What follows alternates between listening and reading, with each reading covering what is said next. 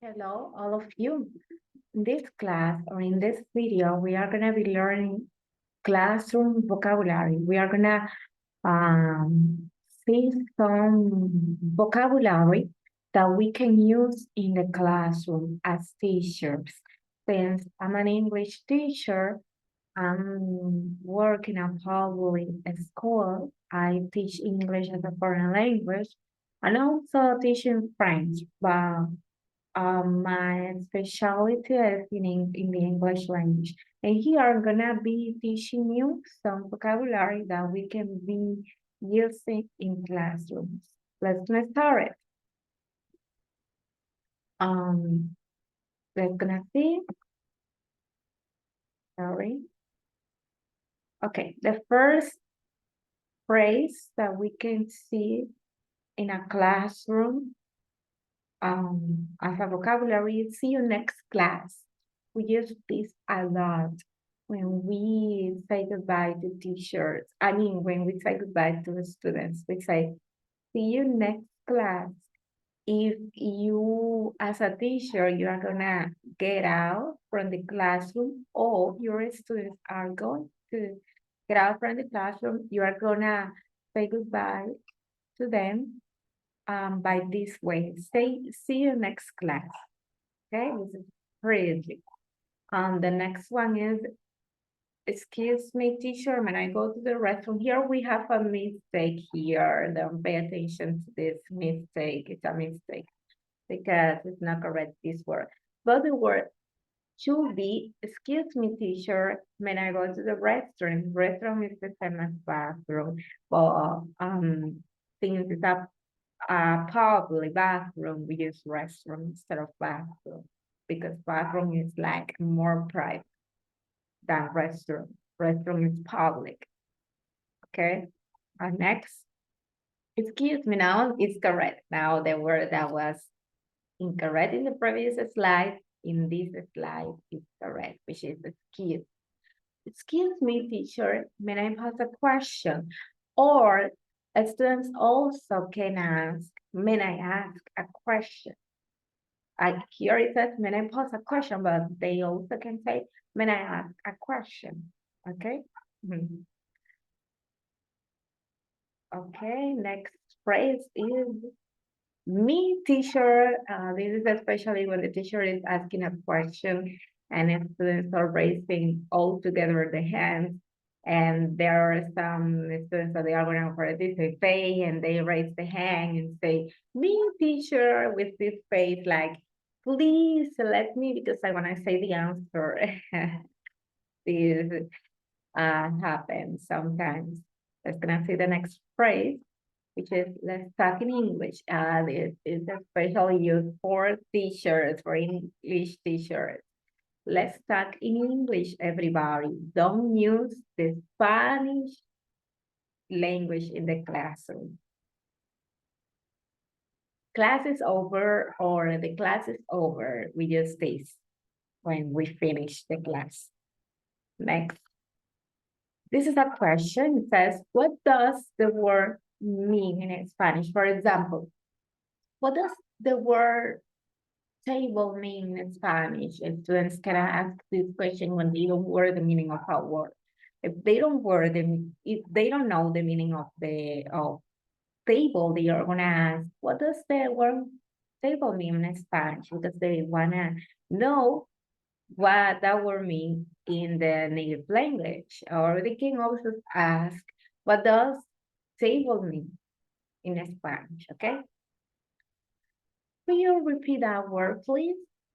So I'm sounding like more British than American, I don't know. So this question should sound like this. Could you repeat that, please? If in this case, could you repeat the word, please? When, for example, a person doesn't understand or didn't hear well the word that you said previously. Okay, and the person wants you to repeat the word because he or she wants to understand. How can I say in English, for example, if I'm a native Spanish speaker and I want to know, how can I say mesa in English? Okay. Teacher, how can I say mesa in English? And the teacher is going to answer me, oh, you say mesa, table. Okay. How can I say tarara in English? Okay. Can you repeat, please? It was the question that we saw before, but in a different way, because here it says, can you repeat, please? Let's begin the class. This is when the teacher wants to begin the class and calling the attention of the students by this phrase. Please sit down, or you can also say, sit down, please. Please stand up, or stand up, please. Please close the door, or close the door, please. Open the window, please. Open your book on page 35. For example, I use this word a lot when I was working in a private school, which was bilingual school. I used to use this word a lot, this phrase a lot. I used to say, for example, please everybody open your book on page 107, for example. Yeah, that was something that I used every day in all the classes there in the bilingual school. Raise your hand, for example, raise your hand if you want to speak. Don't speak all together. Please raise your hand. Remember, raise your hand. Anybody? Anybody else?